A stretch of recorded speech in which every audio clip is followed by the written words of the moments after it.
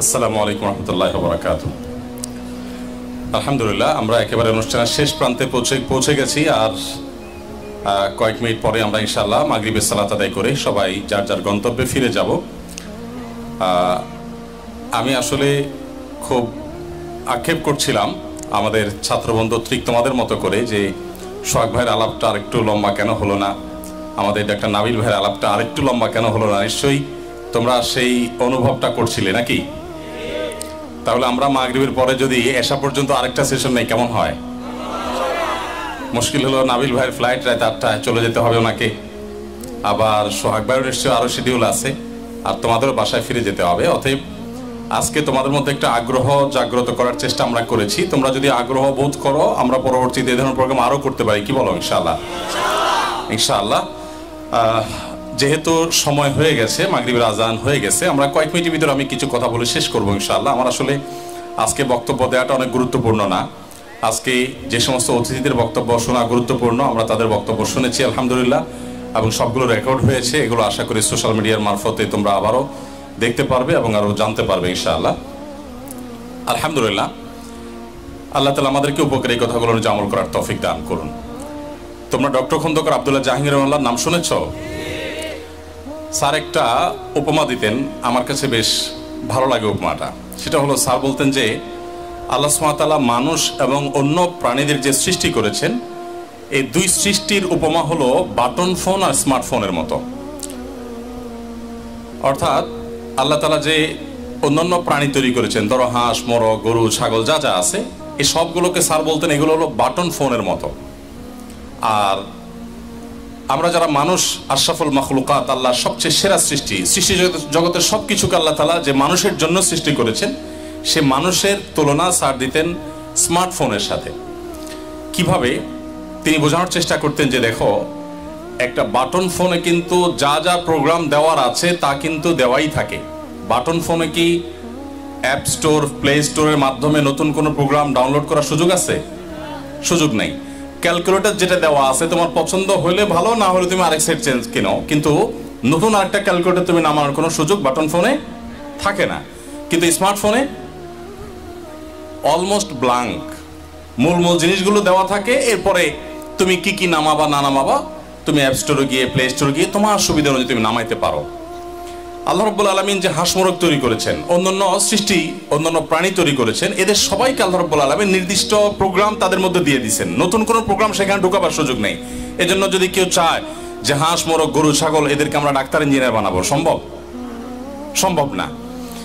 তাকে আল্লাহ তাআলা যা দিয়েছেন সেটা ভেতরে একেবারে সেট করে দিয়েছেন বাটন ফোনের মতো, কিছু করতে হবে না। এজন্য দেখবা যে মোরগের বাচ্চা সে কিন্তু জন্মের পরপরই হাঁটা শুরু করে দেয়। হাঁসের বাচ্চা সে জন্মের পরপরই কিন্তু তাকে পানিতে ছেড়ে দিলে সে কিন্তু সাঁতার কাটা শুরু করে দেয়। মানুষের বাচ্চা ওই যে স্মার্টফোনের মতো, তো জন্মের সাথে সাথে কি হাঁটা শুরু করে দেয়? 2-4 মাসেও পারে না, তাই না? শুধুমাত্র কাত হতে শিখে অনেকদিন পর, তাতেই বাপ মা খুশি হয়ে যায়, আরে কাত হয়েছে, মোবাইল নিয়ে তাদের করে ছবি তোলে যে প্রথম কাত হয়েছে, প্রথম একটু বসছে, ঘাটটা একটু সোজা করছে, কত কাহিনী। কারণ ওই যে স্মার্টফোনের মতো তো কোনো কিচ্ছু দেওয়া নাই, এখন সে আস্তে আস্তে শিখে, দেখে দেখে যেটা তার পছন্দ সে সেটা ডাউনলোড করে নেয়। তো স্যার এই উপমা দিয়ে বোঝাতেন আব্দুল্লাহ জাহাঙ্গীর রহমাল্লাহ যে দেখো, আমাদেরকে আল্লাহ রাব্বুল আলামিন স্মার্টফোনের মতো তৈরি করেছেন। আমরা চাইলে আমাদের এই শরীরে, আমাদের মনে, আমাদের মস্তিষ্কে যেই কোনো প্রোগ্রাম আমরা ঢুকাতে পারি। চাইলে কেউ ভালো কিছু ঢুকালে তিনি ভালো মানুষ হতে পারেন, খারাপ কিছু ঢুকালে তিনি খারাপ মানুষ হতে পারেন। গরু, ছাগল তারা কখনো চোর ডাকাত হয় না, তারা কখনো সন্ত্রাসী হয় না, তাদের মধ্যে ভালো মন্দ বলতে কিছু নাই। খুব ইবাদত গুজার গরু, খুব নেককার ছাগল, সম্ভব? কোনো অপশন আছে? নাই। বাটন ফোন তো। আল্লাহ রাব্বুল আলামিন মানুষকে স্মার্টফোনের মতো তৈরি করেছেন, এই জন্য সে কোন প্রোগ্রামটা নামাবে তার মধ্যে, এটা তার জন্য অনেক বেশি ইম্পর্টেন্ট। প্রত্যেকটা মানুষ অনুসরণ প্রিয়, প্রত্যেকটা মানুষ অনুকরণ প্রিয়। আল্লাহ রাব্বুল আলামিন সৃষ্টি করেছেন, আমাদের প্রকৃতিতেই এটা দিয়ে রেখেছেন। এখন তুমি কাকে অনুসরণ করছো? তুমি হয়তো মনে করছো না আমি কাউকে অনুসরণ করি না। আজকাল একটা স্টাইল বের হয়েছে না স্কুল কলেজের ছেলেপেলেদের মধ্যে, বিশেষ করে, যে আমি আসলে কাউকে ফলো করি না, আমার যেটা বুঝে আসে, আমার যেটা বিবেকে ধরে, এর বাইরে আমি কারো কথা শুনি না, আমার বাপ বললেও শুনি না। এরকম একটা ভাবসাব চলে আসছে না? দেখো, এই লোকটাও কিন্তু দিন শেষে কারো অনুসারী, সে কার অনুসারী? সে তার প্রবৃত্তির অনুসারী। নবী করিম সাল্লাল্লাহু আলাইহি ওয়াসাল্লামের হাদিসে পরিষ্কারভাবে বলা আছে, মানুষ হয় আল্লাহর গোলাম হবে আর না হলে তার প্রবৃত্তির গোলাম হবে, দুইটার একটা, 3 নম্বর কোনো অপশন নাই। এখন তোমার গোলামিটা তোমার নিজের প্রবৃত্তির করলে তোমার জন্য বেটার হবে, নাকি তোমার সৃষ্টিকর্তা যিনি তোমাকে সৃষ্টি করেছেন তার প্রবৃত্তির তার আশা আকাঙ্ক্ষা, তার আদেশ নিষেধগুলোকে অনুসরণ করলে তোমার জন্য কল্যাণকর হবে? আমরা যে মোবাইল কিনি বা বিভিন্ন ডিভাইস কিনি, এগুলো কেনার সাথে সাথে ছোট ছোট একটা ইউজার গাইড দেয় না? ইউজার গাইড দেয় যে কিভাবে এটা ব্যবহার করতে হবে। এখন ধরো একটা মোবাইল কিনলে বাজার থেকে, কেনার পর একটা ইউজার গাইড দেওয়া হলো, সেখানে বলা হলো এটাকে প্রথমে এটা করতে হবে, ওইটা করতে হবে, এভাবে ব্যবহার করতে হবে, ব্যবহার করা যাবে না। তুমি যদি এটা আনার পর বলো যে আমার টাকা দিয়ে মোবাইল কিনলাম, কেন তার সমস্ত কাহিনী শুনতে হবে? তুমি যদি এখানে স্বাধীনতা অ্যাপ্লাই করতে চাও, তোমার পুরা ক্ষমতা সেখানে খাটাতে চাও এবং যা খুশি তা করো, তাহলে এটা কখনো সঠিক উপকারিতা বা যথার্থ উপকারিতা পাবে না। ঠিক একইভাবে আল্লাহ রাব্বুল আলামিন আমাদেরকে সৃষ্টি করার পর কোরআনে কারিম দিয়ে রেখেছেন। মানুষ বহু কিছু এক্সপেরিমেন্ট করে, দীর্ঘ আলোচনা করার সময় নাই। অনেক বেশি এক্সপেরিমেন্ট মানুষ করে, গোটা পৃথিবীতে বহু পরীক্ষা নিরীক্ষা হয়েছে মানুষের উপরে। তুমি যদি একটু চোখ কান খোলো, তুমি দেখবে ইউরোপিয়ানরা, আমেরিকানরা, তারা পৃথিবীকে অনেক কিছু দিয়েছে। তারা জ্ঞানে, বিজ্ঞানে, তথ্য প্রযুক্তিতে অনেক কিছুতে আমাদের থেকে এগিয়ে, এবং তাদের অনেক অবদান আছে, সেগুলো সব আপন জায়গায় স্বীকার্য। এরপরও কিছু জায়গায় তাদের ক্রাইসিস আছে। এই ক্রাইসিসগুলো যদি তুমি একটু চোখ মেলো, দেখতে পাবে একবার দিনের আলো মতো পরিষ্কার। তারা বড় বিবাহ বহির্ভূত সম্পর্ককে তারা অ্যাপ্রিসিয়েট করেছে, তারা সমকামিতার মতো বিষয়গুলোকে তারা মানুষের অধিকারের পর্যায়ে নিয়ে গেছে, নিয়ে সেগুলোকে তারা এস্টাবলিশ করেছে। এরকম আরো অনেক কাজ তারা করেছে। এই কাজগুলোর ফলশ্রুতি কি হয়েছে সেগুলো তুমি যদি একটু তাকাও তাদের বাস্তবতায়, তো দিনের আলোর মতো তোমার কাছে পরিষ্কার হয়ে যাবে। নতুন করে কিছু তোমাকে বোঝাতে হবে না। আমরা যারা এখনো মনে করি যে ইসলামের কথা বললে, আল্লাহর কথা বললে, রাসূলের কথা বললে মানুষ সেকেলে হয়ে যায়, আধুনিকতা হবে যদি আমি ভিন্ন কিছু ভাবি, ভিন্ন কিছু করি, স্রোতের বিপরীতে চলতে শিখি, যারা এই সমস্ত চিন্তা করি তাদেরকে আমি বলবো যে পৃথিবীর দিকে তারা যেন একটু তাকায়। আমি একটা কথা প্রায় বলি যে পশ্চিমারা আমাদের চাইতে জ্ঞানে, বিজ্ঞানে, তথ্যে, প্রযুক্তিতে, অবকাঠামোতে, কলকারখানাতে, ইন্ডাস্ট্রিতে, আরো বহু সেক্টরে তারা আমাদের চাইতে যদি 500 বছর এগিয়ে থাকে, আমরা সাবকন্টিনেন্টের মানুষ তাদের চাইতে 1000 বছর এগিয়ে আছি আমাদের পারিবারিক ব্যবস্থাপনায়। কোনো সন্দেহ আছে তোমাদের মধ্যে? প্রতিদিন আমার কাছে যেসব প্রশ্ন আসে, গত 2-3 দিন আগে কামরাঙ্গীর একটা প্রোগ্রাম ছিল, প্রশ্ন এরকম যে ছেলে প্রশ্ন করছে, ভাই আমার বাবাকে সারা জীবনের সমস্ত উপার্জন সব দিয়েছি, বাবার সমস্ত টাকা নষ্ট করেছে, পরকিয়া করেছে, আমার পুরো ফ্যামিলি তছনছ, মায়ের উপরে টর্চার, আমার উপরে টর্চার, আমার সব সম্পত্তি শেষ করছে, সে এখন এই ভয়াবহ পথে আছে, সব নিজেও ধ্বংস হয়েছে, আমাদেরকে ধ্বংস করছে, আমি কি করতে পারি? তার একদিকে কোরআন হাদিস, বাবা মার প্রতি অসৎ ব্যবহার করা যাবে না, আবার অপরদিকে তার সব সম্পদ শেষ হয়ে গেছে, বাবা নিজেও শেষ হয়ে গেছে। এই পর্যায়ে দাঁড়িয়ে এই ছেলে প্রশ্ন করছে আমাকে যে আমার কি করা উচিত? আমি কি আল্লাহর দিকে তাকিয়ে ধৈর্য ধারণ করব, নাকি বাবাকে কিছু বললে আমার আবার কোনো আল্লাহ তাআলা অসন্তুষ্ট হবে না, আমার জান্নাত হারাতে হবে আমাকে? এইরকম চিত্র পশ্চিমারা স্বপ্নেও কোনোদিন দেখে না। কল্পনা করা তো দূরের কথা, যে বাপ এত জুলুম করবে, টর্চার করবে, অন্যায় করবে, হতে পারে সব বাপ তো একরকম হয় না। এরপরও সন্তান আল্লাহর ভয়ের কথা চিন্তা করে বাবাকে কিছু বলবে কি বলবে না সেটার জন্য একজন হুজুরের কাছে একটা প্রশ্ন লিখে দেয়, এটা পশ্চিমারা কখনো স্বপ্নেও ভাবে না। আমাদের ফ্যামিলি ব্যবস্থাপনা নানা দিক থেকে আমাদের ভেঙে পড়ছে, এরপরও আমরা যতটা ভালো আছি ওদের চাইতে আমরা শতগুণ ভালো আছি। তোমরা ইনশাআল্লাহ কলেজে পদার্পণ করবে, তোমাদের সামনে অনেক আইডিওলজি সামনে আসবে, তোমাদের সামনে অনেক আদর্শ সামনে আসবে। আমার এই কথাগুলো বলার উদ্দেশ্য হলো, অ্যাজ এ মুসলিম তুমি যেন হীনমন্যতায় ভুগবে না। তুমি মনে রাখবে তোমার ইসলাম স্বয়ংসম্পূর্ণ, তোমার ধর্ম স্বয়ংসম্পূর্ণ, এখানে অপূর্ণতা বলতে কিচ্ছু নেই। তুমি নিজে কখনো হীনমন্যতায় ভুগবে না, তুমি ইসলাম সম্পর্কে জানার চেষ্টা করবে, তোমার ঈমান তরতর করে বাড়তে থাকবে। আমাদের প্রিয় নবী সাল্লাল্লাহু আলাইহি সাল্লাম তরুণদেরকে অনেক বেশি স্নেহ করতেন, অনেক ভালোবাসতেন। তোমাদের এই বয়সটা জীবনের সবচেয়ে গুরুত্বপূর্ণ সময়। আমরা তো মনে করি যে এই বয়সে একটু আধটু করে মানুষ, অর্থাৎ বয়সটাই এরকম যে কিছু ফালতু কাজ বোধহয় করা যায়, অথচ এটাই হলো জীবনের সবচেয়ে ক্রিম টাইম। তোমরা কি জানো নবী করিম সাল্লাল্লাহু আলাইহি সাল্লাম বলেছেন কিয়ামতের ময়দানে 4টি প্রশ্ন উত্তর দেওয়া ছাড়া কেউ পা নাড়াতে পারবে না। এর ভিতরে একটা মৌলিক প্রশ্ন হলো ওয়ান শাবাবিহি ফিমা আবলা, তোমার তারুণ্যকে তুমি কোন কাজে কাটিয়েছো?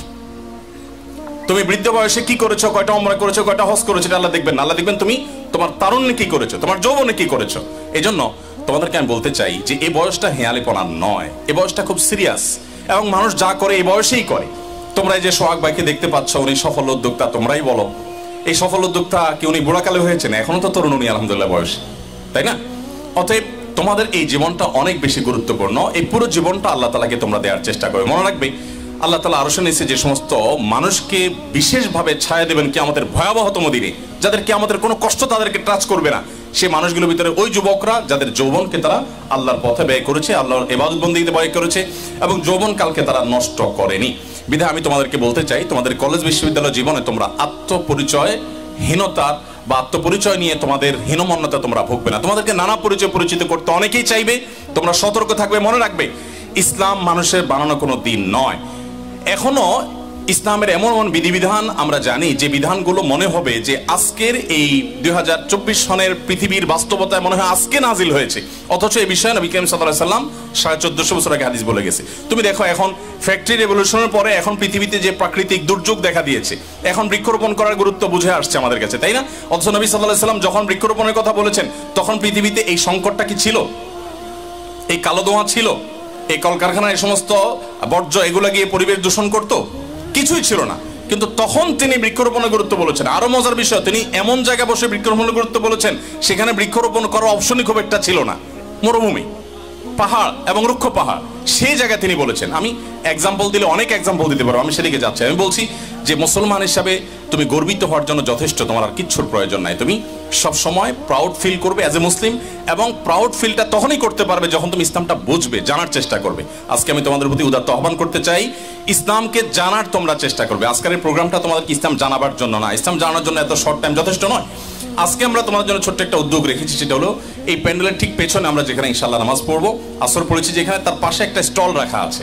এই স্টলে তোমাদের জন্য কিছু বই পুস্তক, আমি আমার পছন্দের কিছু বই পুস্তক বলে দিয়েছি সেখানে রাখার জন্য রাখা আছে। তোমরা চাইলে সেগুলো কিনে নিতে পারো, এবং এখন না পারলে পরবর্তীতে তোমরা ছবি তুলে নিয়ে গেলে, নাম লিখে নিয়ে গেলে, পরে কিনে নিলে ইসলাম সম্পর্কে তোমরা জানার চেষ্টা করবে।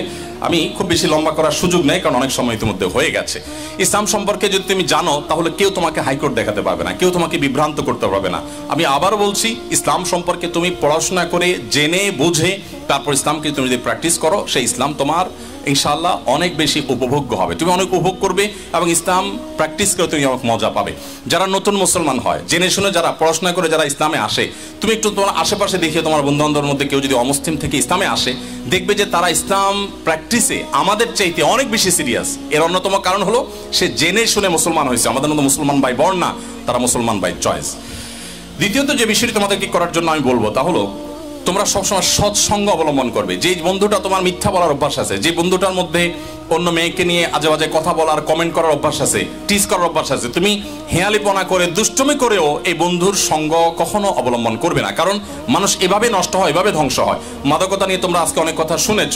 মানুষ মাদকের পথে যে যায়, প্রথম পদক্ষেপ হলো একটা খারাপ বন্ধুর পালায় পড়ে, যে বিড়ি খায়, যে হয়তো ধূমপান করে, সিগারেট খায়, এরপর আস্তে আস্তে সে খারাপের দিকে যায়। জন্য কোরআন আমাদেরকে বারবার করে মুত্তাকি হওয়ার পথ বাতলে দিয়েছে, ওয়াকুনু মাআস সাদিকিন, ইয়া আইয়ুহাল্লাযীনা আমানুত্তাকুল্লাহ ওয়াকুনু মাআস সাদিকিন। তাকওয়া অবলম্বন করো। উপায় কি? মুত্তাকিদের সাথে থাকো। যত বেশি মুত্তাকিদের সংস্রব অবলম্বন করবে তত ভালো মানুষ হতে পারবে। তোমার মন্দের ভালো যা আছে, তোমার কলেজে, তোমার বিশ্ববিদ্যালয়ে, তোমার মেসে যেখানে পাবে, তুলনামূলকভাবে যারা নামাজি, যাদের আল্লাহর ভয় আছে, যে মা বাবাকে রেসপেক্ট করে, যে খারাপ মানুষ না, ওই লোকটা তোমার বন্ধু হবে, এবং তাকে যখন বন্ধু বানাবে অটোমেটিক তুমি ভালো হওয়ার পথ খুঁজে পাবে ইনশাআল্লাহ। তৃতীয়ত যেটি বলবো তা হলো সময়ের হেফাজত করবে। সময় মানুষের জীবনের সবচেয়ে দামি জিনিস। এই যে আমাদের ডাক্তার নাবিল ভাই কোনো সোশ্যাল মিডিয়াতে অ্যাক্টিভিটি নেই। তোমরা ওনার পেজে দেখো যে অনেক বেশি লাইভ টাইপ করেন, হ্যাঁ, সারাক্ষণ একটু পর পর তোমরা ওনার ভিডিও টিডিও দেখো। আমি জিজ্ঞেস করছি এগুলো অন্য লোকজন চালায়, উনি বুঝেও না এগুলো বেচারা, একেবারে মিসকিন বেচারা এই ব্যাপারে, মানে কিচ্ছু বোঝেন না। এই না বোঝাটাই হলো তার অ্যাডভান্টেজের জায়গা। তার জায়গা থেকে সে তোমাদেরকে এত কিছু দিতে পারছেন উনি, এটা অন্যতম কারণ হলো এডিকশন নাই। খুব ভালো করে শুনে রাখো, মোবাইলের নেশা আছে আর জীবনে বড় কিছু করতে পেরেছে, এই দুইটা জিনিস আসলে একসাথে করতে পারবা না তুমি। এখানে সোহাগ ভাই আছে, সোহাগ ভাই সোশ্যাল মিডিয়াতে তেমন কোনো অ্যাক্টিভিটিস নাই। আমি জানি যে ওনার মোবাইলে, আমি যতটুকু জানি শুনেছি, উনি বলেছেন যে ওনার মোবাইলে সোশ্যাল মিডিয়ার অ্যাপগুলো নাই, ফেসবুক ইউটিউবের এই সমস্ত অ্যাপগুলো পর্যন্ত ওনার মোবাইলে নেই আলহামদুলিল্লাহ। আমরা বাংলাদেশে একবারে প্রথম সারির এক পয়সাওয়ালা মানুষের কাছে গেছিলাম আমি, সোহাগ ভাই সহ একবার কোনো একটা কাজে। তো ভদ্রলোক আমাকে চিনছিল না, তো ভাই আমার পরিচয় করা দিচ্ছেন যে হুজুর, মাশাআল্লাহ ফেসবুক হুজুর, অনেকে চিনে টিনে।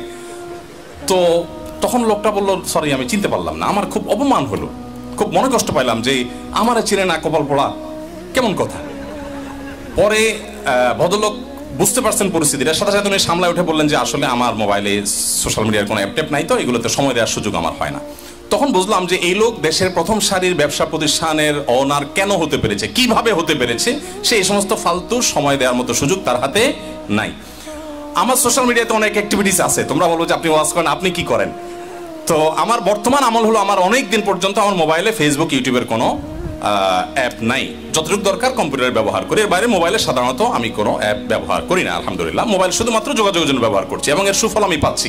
তো তোমাদেরকে আমি বলবো সময় তোমরা হেফাজত করবে, আজে বাজে বন্ধুর সাথে সময় কাটাবে না এবং মোবাইলের নেশা থেকে বাঁচার চেষ্টা করবে, মাদকতা থেকে বাঁচার চেষ্টা করবে এবং তোমাদের লজ্জাস্থানকে হেফাজত করবে। আব্দুল্লাহ জাহিরুল্লাহ আরেকটা কথা কোট করি, স্যার বলতেন, দেখো আমার মতো দাড়ি পাকা বুড়ো, স্যারের কথা বলতেন যে আমার মতো দাড়ি পাকা বুড়ো তাহাজ্জুদ পড়ে আল্লাহর যতটুকু নৈকট্য লাভ করতে পারবো, তোমাদের মতো তরুণরা শুধু 5 ওয়াক্ত নামাজটা পড়বে এবং তোমাদের চরিত্রটাকে হেফাজত করবে, আল্লাহর নৈকট্য আমার চাইতে তোমরা অনেক বেশি অর্জন করতে পারবে। তো আমি আশা করবো যে তোমাদের চরিত্রকে তোমরা হেফাজত করবে। আমি একটা কথা প্রায় বলি যে এখন এরকম তরুণ পাওয়া খুব কঠিন যে তরুণের আসলে কোনো হারাম রিলেশন নাই, এরকম ছেলে ফেলে একেবারে নাই বললে চলে, তাই না? তো এরকম অবস্থাতে আমাদের লক্ষ্য রাখতে হবে যে, মনে রাখবে স্রোতের বিপরীতে চলা মানুষের সংখ্যা খুব কম, স্রোতের সাথে তাল মিলানো মানুষ সে কখনো সেরা মানুষ হয় না। স্রোতের বিপরীতে তাল মেলানোর মানসিকতা থাকতে হয়। আল্লাহ তোমাদেরকে সেই তৌফিক দান করুন। সর্বশেষ কথা হলো, তোমাদের জীবনে একবার হলো পুরাটা কোরআনে কারীম শুরু থেকে শেষ পর্যন্ত অর্থ সহকারে বুঝে, সম্ভব হলে সংক্ষিপ্ত ব্যাখ্যা সহকারে একটু পড়বে এবং নবী সাল্লাল্লাহু আলাইহি ওয়াসাল্লামের সিরাত গ্রন্থ একবার পড়ে শেষ করবে। এই দুইটা জিনিস, পুরো কোরআন একবার এবং পুরো সিরাত গ্রন্থ একবার পড়ে শেষ করবে। আশা করি যে ইসলামটাকে তুমি অনুভব করতে পারবে এবং ইসলামের সঠিক ধারণা তুমি পাবে। আল্লাহ তাআলা তোমাদের সবাই ঈমান আমলকে, তোমাদের তাকওয়াকে প্রতিকূল পরিবেশে আল্লাহ তাআলা হেফাজতে রাখুন, তোমাদের সবাইকে হেফাজতে রাখুন। জাযাকুমুল্লাহ খাইর। আসসালামু আলাইকুম ওয়া রাহমাতুল্লাহি ওয়া বারাকাতুহু।